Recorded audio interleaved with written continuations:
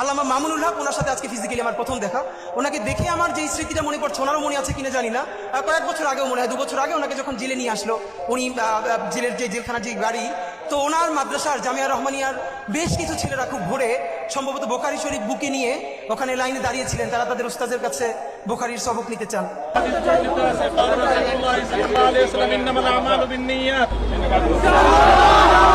তো উনি সেই জেলের গাড়ির মধ্য থেকে বলছেন, এই পড়া ছাড়বা না, এইভাবে পড়বা।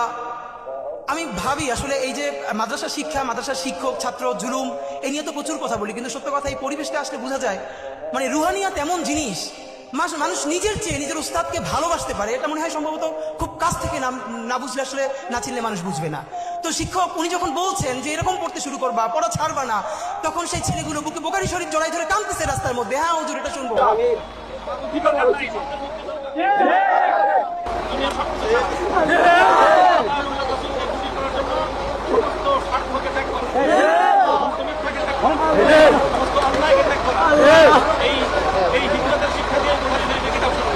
এই সময়টা আমার খুব মনে পড়ছে।